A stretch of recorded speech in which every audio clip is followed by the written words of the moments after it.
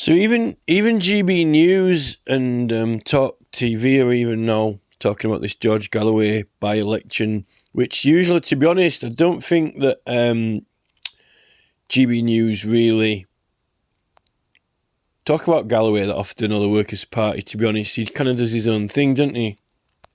He's got his own circles, a little bit more of Jeremy Corbyn. He's just had that Asa Winstanley on. Look there. But he's definitely for... So this Rochdale by-election that he's in. So to me this Rochdale by-election, it's just come from nowhere. So this MP's passed away suddenly, and then within a very short amount of time, they've got this by-election. Now, this is my opinion, and I haven't really looked into the MP who's passed away too much, but it just seems, again, too coincidental. This is my honest opinion on what I think to this George Galloway election, and I actually like George Galloway and I hope that he wins, but there's this big mayoral, big issue with the Mayor of London, and, apparently, I've been following all the Stop ULEZ campaign, and people really, really are opposed to this Sadiq Khan to a massive extent. They're cutting all these cameras down and blocking the cameras from being installed and doing campaigns. There's nearly over 100,000 people in multiple groups. It's probably, in fact, it's and then you've got this 20 mile an hour thing in Wales that is kind of kicking off, where they're not giving them the referendum, even though they've collected over 4 times as many than 5% of Wales, and they actually are from Wales as well. Like, if you look on the map, only 5% of the only 5% of the 400 odd thousand people are from England. So it really is. It really is over 5% of Wales has signed it, and that's meant to get you a referendum. But they seem to be ignoring the local referendum, and you can actually have whatever questions you want on there. So why not have some more questions about other things to do with speed limits as well, which I petitioned them for to amalgamate with it, because I've called for this referendum, by the way. And it seems that it doesn't matter whether it's a actual petition or whether it's a public consultation that effectively is getting these statements from the public as well, asking the public for their opinion, not even them coming to you with it. Whatever you do now, they don't want to let you decide or have the vote. And there's not really anything more the public can do than reply to a consultation. Every single member of the public could reply to that consultation. The government declare that they're having a consultation and they're meant to publicise it so everyone knows about it. Now, if half of the country don't bother, commenting, or even less, then that's tough. I mean, it's like saying who's turned up to vote. If hardly anyone turns out to vote and a political party win, they don't, hand the towel in and say, nobody hardly turned out to vote, so, I can't accept this. Do they others particularly in Ireland, now over half aren't even voting. So they're actually they're absolutely taking the mick out of us now with the consultations and with the petitions which are eligible for referendum, and when someone calls it as well, even though they should, if you're an honest government and you're like, there's more than 5% of people interested in this, we'll have a referendum, let them decide. No, they don't want to. The bomb's been diffused. When you are guaranteed of the opinions, but someone pulls the fuse out, it's of no effect. And that's what they've done with the consultation. In fact, what they've done is they've hidden or tried to conceal the local referendums under the rug, so people don't really catch on that you can have them. and they've, neatly packed them into legislation. Well, you can have them, they're there. You can have them in the Local Government Act, but they dress it up to look like, let's only think about this when we're changing the structure of the government or something like that. You can have them. We should be having them all the time. But then, it's not like, oh no, just let Labour take care of it, it's almost like letting someone chauffeur you until you say, okay, I've had enough now, I'll drive for a while, which you're entitled to do, but they don't want to let you have a drive. It's like, voting for Labour or Tory is like getting a chauffeur in your political affairs, and then, no, sorry, you do all the driving, but then occasionally say, oh no, actually, no, I think I'll have a go now, but they don't want to let you. They don't want to let the public have a go when they're entitled to. And the basis of it is that they're meant to be there to represent actually what we say to our local councillors by percentage as well. If hardly any people, if only one person is bothered about this or that, and they want to go collect signatures, or if it's just something mundane. But if there's conflict over it, then it always comes down to percentage, which it should.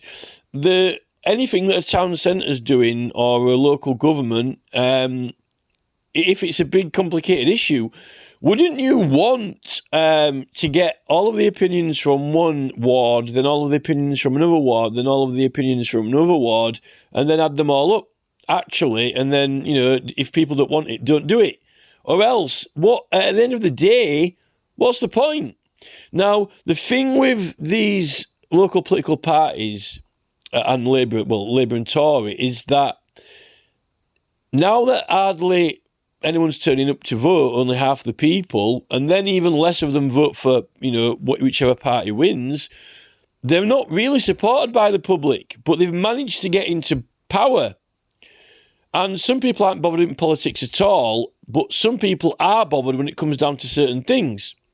But generally, people kind of stand aside and let them do what they want. But they've got into position with very, very, very little public support in the scheme of things. And then they're swanning around and dictating all these things now, like the Welsh government and Irish government, as if they're like gods. Yet, they're not even there on the blessing of half the population.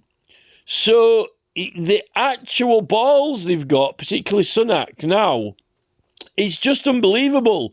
But it makes you wonder how much balls they've got when they've got businesses like Sunak, making all these money and doing all these big business deals. They've got balls, all right, particularly David Cameron when he's selling off, Royal Mail and things like that. Well, I mean, just look at Charles, what else can you say? Look at the royal family. They've got balls. But when it comes down to voting, it's supposed to be on. They can't take things from us, particularly our effects, like our rights and our possessions and our material things, without a lawful due process and without a point of law or our judgment. Now, they're actually asking us for an opinion. They're actually coming to us for an opinion with a public consultation. They're asking for our opinion. And when we do petition, we bring our opinion and give it to them whether they like it or not, because we've got a right to do it. Either or, but they're both the same. But they don't really want us to get too much interest and get lots of signatures on petitions, because then we'll be, actually individual people will be making, or individual campaigns will be making decisions on individual matters, and then you can't have a party policy which has a strategic plan long term, because there can't be a long term plan that any political party can make, because the public will be making it. But that's what it's meant to be, and this is why it's been misconstrued. So what they do is they lie, and they can't change the statute law, but they can do their best attempt at kind of covering it up and mislabeling the guidance, the general guidance on their websites, to kind of blag you and bluff you to a certain extent, and then the rest of it make it up, try to pin you down, you know. And one of the main things they've got in the council for this is these objections, you know. Well, your objection is your right to... When anyone enters planning permission, they're bringing a case to the council to get something built or changed. Well, you know, you can object. And that is when the other party has their say. Now, objections are... They always have objections, and you've got to put a case to the council of why you don't want the claimant to... in them to, you know, vote in, you know, make an order in their favour. But there is a slot in there for petitions, which is separate to the standard objections. Now, the petitions is actually when the public don't just come and object and lay a case to the council, lay a case of why, you know, this building shouldn't go ahead.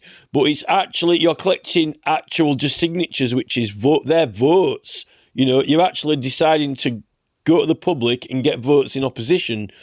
And, you know, if no one ever bothers to get, you know, votes for it, then, you know, if there's only one applicant, if there's only one person bringing a case, if you get 12 people, then you've outvoted them, you know, but on what basis? The thing is, with a petition, you don't need a basis other than, what is the title of the petition? We do not think the applicant should build this, signed by, you know, 3,000 people in the village. That's it. Now, that is the judgment of the peers. There's no question about it. The con with the council is, in order to try and put people off and deter people so that they think they don't have to bother signing petitions or even collect that many signatures, what they do is, oh, don't worry, actually, no, don't come to us, we'll come to you. I tell you what, why don't we do this consultation and actually, no, we'll ask them, we'll use taxpayers' money. We'll use the taxpayers' money. We'll use your money and we'll actually ask you. And we won't just, you know, have a right to object. We'll actually come and consult you, and you can actually give us a fully detailed, worded response, not just tick a box and say, no, I don't want, you know, John's petition, we shouldn't, you know, chop down the trees, you know, signed by 8 people. You know, they don't even have to write anything, just tick the box. But we're not in a consultation, tell us more. So, and this is what's happening. And then, you know, in Ireland, when 70, you know, out of everyone who bothered to reply, who bothered to turn up to vote for the ruling party, when the other members of the public couldn't be bothered, those who bothered to come in for the consultation, 70% of them don't agree with the, you know, the Irish government changing the laws on free speech. So that's done. I mean, what more do you want? How that is the Magna Carta. You know, they're trying to deprive them of their effects, which your effects are, you know, material possessions, you know, public amenities, the public's property, but also your personal effects. Your rights are your personal effects, right? Because if you can't speak, you can't have an effect on anyone. You know, you don't have any effects, particularly sound effects, if you can't speak. You definitely don't have any sound effects if you can't talk. So this is it. We're being deprived of our effects, which are guaranteed through the rights and liberties of the realm, even though we've had a say, even though they've come and asked us for our opinion.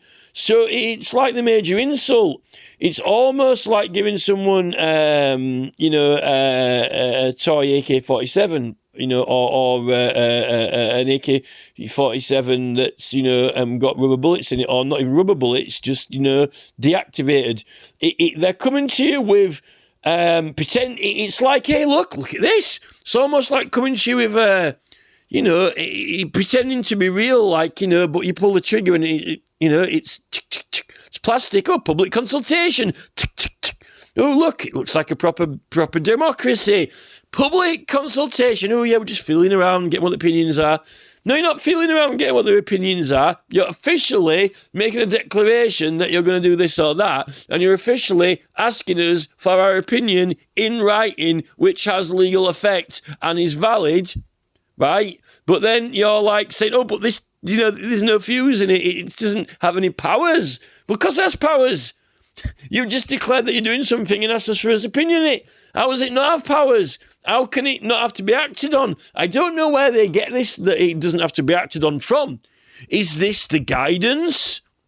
It's like the petitions committee, isn't it? Oh, petitions run for 6 months unless you are, Laura with a tampon tax petition, then you can have it for 8 months. And then if you bring it in, or if you run it on change.org, you can run it for 12 months, but that's online. Oh, yes. Oh, so is the petitions committee one? Well, yeah, we've got paper ones and online ones, but then we've got online ones on one website and online ones on another website. But where's the legislation for it? There isn't any. Well, is it Standing Orders 145A3? Is it the right to petition, statute law, any other acts you care to declare? No, we don't have any more acts. That's not running on any legislation, but how are you publishing the website then? Well, through the Town and Country Planning Act, Class F, that's how we're publishing it, but we never get legally challenged on it because we're the government, This is it. They don't seem to know what they're doing half the time. So, we're being conned. Now, with all this in mind, I'm supposed to be talking about Galloway's election. It's quite serious, actually. It's so serious that, you've got the Irish government, pretending that there's some kind of woke librarians, as if nothing to see here. Nothing going on here. No corruption in the government. No corruption of democracy. No undermining of the rights and liberties of the realm. No treason going on here. It's all perfectly normal. Well, no, actually, it's not, is it? Don't worry. It will be after we've finished and taken all your rights away. Well, depending on what we think they should be, even though we've, only been elected by less than half the country. And then, when you do, on the ones who do bother to have a point of view, then, we don't even need to put it to effect. This is it. It's quite serious what's happening all around, with Sadiq Khan. We've got serious matters with these cameras. Now, the Tories are pretending that they don't want these cameras. They're calling the bluff, and really Khan is the scapegoat. Sadiq Khan is like the fall guy, so to say, the planted puppet.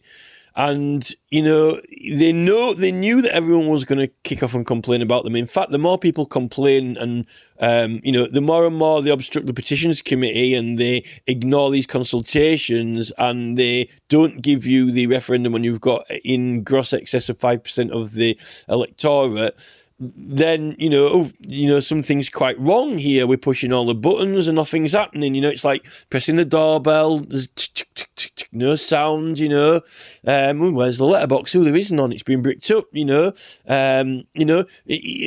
all the signatures and right, well, how do you get it? How does it work? Well, it's not working. It's faulty towers. There's something wrong with it. Well, we'll have to, shake, knock a bit harder on the door. Knock, knock, knock, knock. Bang on the windows. Why is this doorbell not working?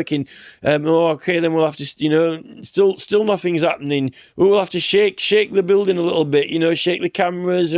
Still nothing, This is what happens in, in America, in the White House, and when they all stormed in. Although I think Extinction Rebellion did make it into Parliament as well and glue themselves down, and not as witnesses, just as visitors. So things aren't working now. That's why everyone kicks off, and this is when they want to, try and strip your rights back even further. It's kind of like they're putting their finger in the bottle so you can't get in to make you smash it, and then they'll say that you're a criminal for smashing the bottle. They're actually turning up the volume on the protesting by refusing to let you, plug in. So, if you can't plug the microphone in, then shout. It's as simple as that. So they are causing all the protests because they do not want to entertain real democracy through prescribed democratic existing process, and after their best efforts to camouflage, cover up and lie about those processes. Not all of them fully understand it because some of them aren't as savvy, others are, and then others will probably argue about this or that clause or legislation or act when a lot of those aren't lawfully enacted anyway because they're not compatible with the law, they're in conflict with the law.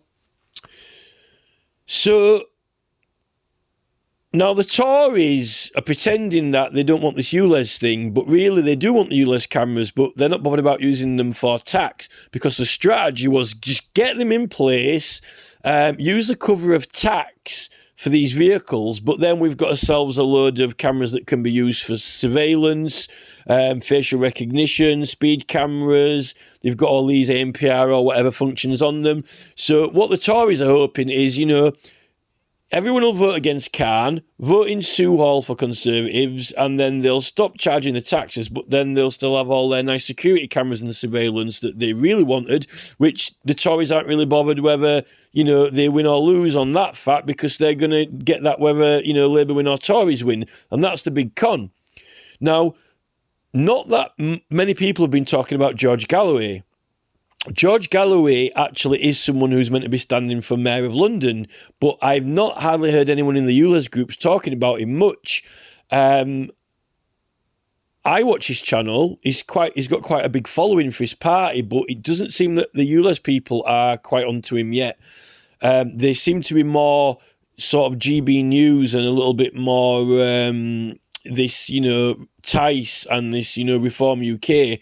Not even really the Reclaim Party. Lawrence Fox is getting a lot of, he's got his media channel and so forth, but he doesn't seem to do well in the ballot box at all. So I don't really think that the public are catching... the public don't seem to be... He doesn't get many votes in the ballot box anyway, from what I saw. Extremely minimal. He's not pulling the votes in at all, which kind of means that, the public aren't really taking to him. But Reform UK have got some candidates that seem to be promising better turnout and better support in the ballot box. But Galloway's not really... He's got his own kind of separate following, so he probably will get a lot of votes. He probably will get more than, Reform UK, I would have thought. But this is the thing. So the Tory party, over their dead body, cannot allow George Galloway to become the Mayor of London. Neither Labour or the Tories can allow that to happen. And this is when you start getting poltergeists and the wood starts creaking and weird stuff starts happening. And then this is when the new Galloway was going to be running for the mayor. Now, so what happens is, mysteriously, this MP passes away at Rochdale, and in the lead up to the mayor election, this slot magically opens, or like on Time Bandit, some slot opens.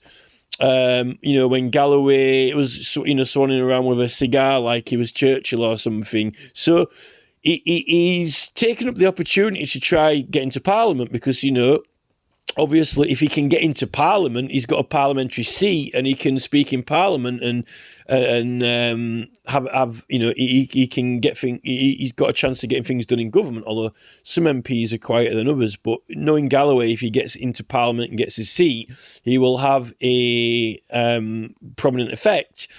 Now, I don't think that I strongly probably believe that he's probably going to have more effect and power as the Mayor of London. Now, I'm not saying that, if you've got two shots at something, it's better than one, but it seems to me that it's no coincidence that this mystery events happened with this MP in Rochdale, and then this slot's come up for Galloway. So now, for whatever he says, he didn't really have that big finances for his party, although he gets some sponsorship. But so now he's kind of been partly diverted a lot of focus and attention onto this by-election in Rochdale. So he's focusing a lot of his attention on that. Now, it's true. If he doesn't win, I guess he's still got a shot at the London mayor. But if he gets a seat in Parliament, he's not going to likely be able to be London mayor or run for it unless he runs for it as well, just in case he wins and then decides to give up his seat immediately, which doesn't make him look too good to the people of Rochdale, like, a bit of a user, really, just, getting them to get into Parliament and then ditching them for London Mayor. Unless you can have both positions, I'm not sure. I doubt it, because it's a demanding job, Mayor of London. You need to be there. It needs to be a big commitment. They were complaining Matt Hancock going off to the jungle for his MP job, and I'm a celebrity, get me out of here. So this weird occurrence with the MP, I don't think it's a coincidence. And then all these stories that have been coming out on the John Campbell channel with all these weird things have been finding, all these weird clots and stuff like that have only just started appearing. I think they've got some very, very, very devious and diabolical, very black magic, Milady de Winter styles of knocking people off, or they've got a very good witness protection program where they can make people disappear, and then have a permanent holiday in, a reunion or somewhere. So, it's one or the other. So, and then they've had, then Steve Wright's just magically passed away in the newspapers, pretty much just after this, Rochdale guy, or on Valentine's Day. What are the chances of that? It's almost as perfectly timed as George Michael, on Last Christmas. It has to be set up, and if we could ever find out who's setting it up and doing it, it would solve the mystery. But all I can say is that it's currently beyond the capacity of the police. It's beyond the training of the police. It's beyond the technology of the police, and the police are trained to operate within a set regime and working practice that is placed inside an envelope of which these people doing these other things are comfortably operating outside, and it has been designed that way in training, in resources, equipment, likely from a military command. I mean, this is what the guy on one of the guys has just been talking about this on Russell Brand. On Russell Brand. Really, really, really amazing interview, actually. Absolutely amazing. And there's some people been on Jimmy Dore as well talking about this in great detail. How these people have been, basically it's the departments of the army and the government which have been previously employed and put to use in strategically overthrowing other governments, either by diplomacy, military, or a bit of both, and some political endeavours. People like David Cameron, well, how would you overthrow your own government? Well, sell off all the public resources like Royal Mail, which the people depend on, for democratic function, and to keep prices down, affordable for the public, particularly if you're buying things from America on eBay, so it ain't costing you, rather than £8, more like, £45 minimum. Where's all that money going?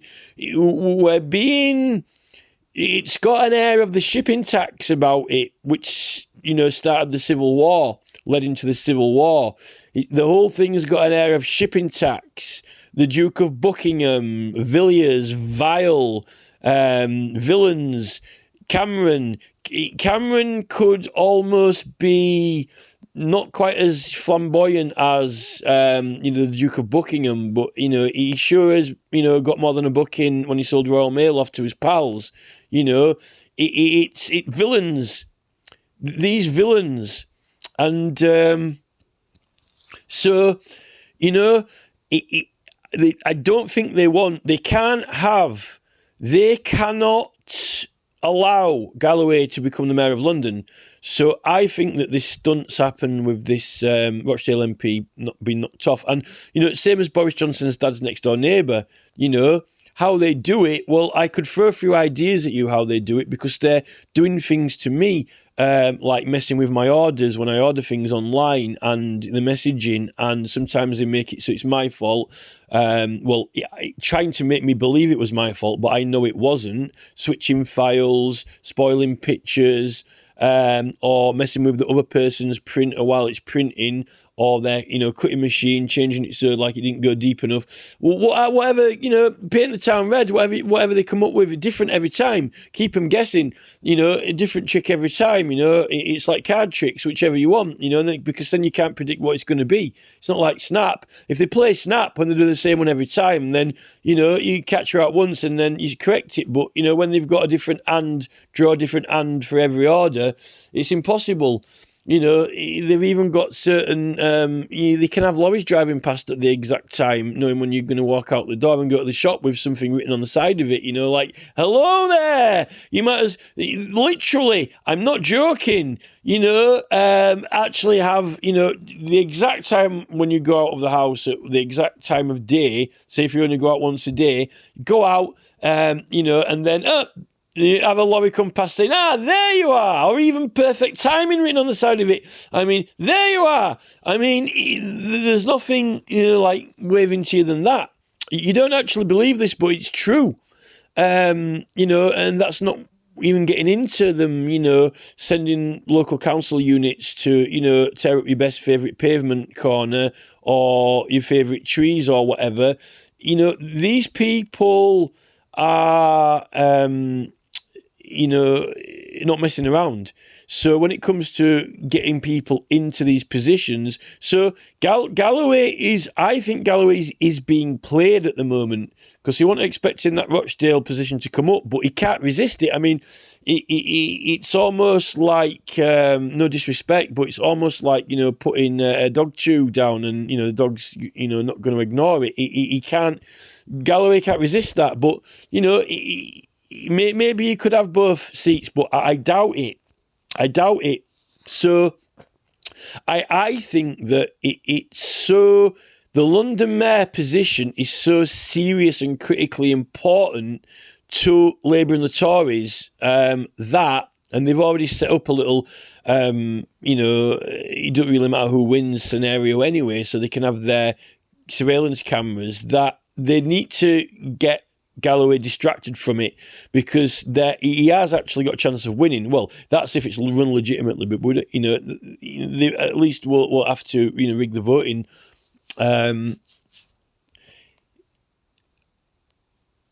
So I think that it's trying to get his attention and focus away. If he gets a seat for Rochdale, I think they rather let him into Parliament, I think, and have a seat in Rochdale than be the Mayor of London.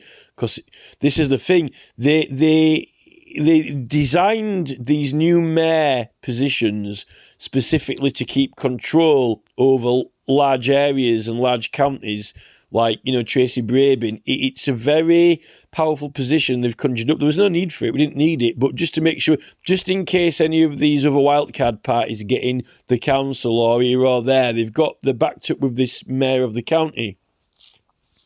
So the London mayor, I think, is probably, the Tories and Labour would be in very, very, very serious trouble if Galloway got into the London Mayor. So it's a blatant trick, but it shows they're doing these tricks. I mean, they've done them before. They've done it with, Johnson's next door neighbour. All it takes is a small amount of harassment to push anyone, pull the trigger, and then, just the evidence vanishes from the ether, the harassment on the radio, on the TV, on his mobile phone, moving things around in his house, whatever it took to send him over the edge. With all their army training, they know exactly, listening to him for a while, see what buttons he pushes, listen to him talk to his wife, and then find his little trigger point and then concentrate their firepower on it, and then poof, next thing is pull the shotgun out, which is this is the problem.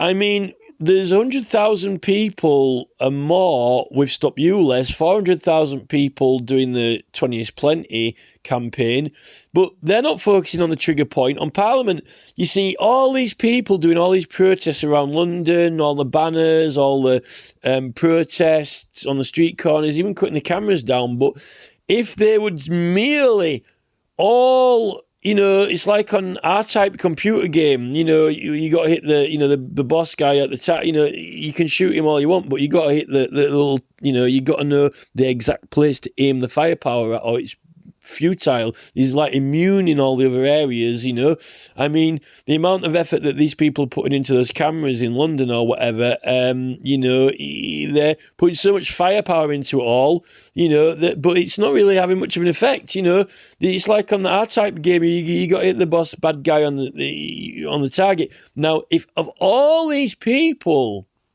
suddenly had the information pop into their brain and switched on, and targeted it at the petitions committee, why are you running petitions for 6 months? Where's the legislation on that? There isn't any. Why did Laura Tampon do it for 8 months? Why why can't I have a petition about this? Well, actually, no. Magna Carta says this and that. We can. It's free subject. What are these standards? They actually don't exist. Where are the standards written down? Well, they aren't written down in law. If 100,000 people concentrated the firepower on the petitions committee, then or on the point that, just a minute, well, they got all these signatures. They got these 400,000 signatures in Wales. So now, if all those people started writing into the petitions committee in Wales, say, where's this referendum? Where's this referendum? We've got enough signatures. You'd find that, well, actually, Drakeford stepped down, hasn't he? But that's no good. What's the point in having someone who's elected to be the First Minister who won't do what you tell him to do when you write on a bit of paper? Drakeford, give us a referendum. He says, no, I won't, and then steps down. What's that? You haven't got any power. Because you've had the power to lay the hands on Drakeford, like, the power invested in me, we make you the First Minister of Wales. But you got the power to get him up there, but when he's up there, you can't get him to do what you want. So, this is where the concentration of the firepower needs to be on, the Petitions Committee, the power of the pen, so to say. The firepower of the pen, you fire them letters in, where's this referendum, where's this referendum, where's this referendum, where's this referendum, where's this referendum, do.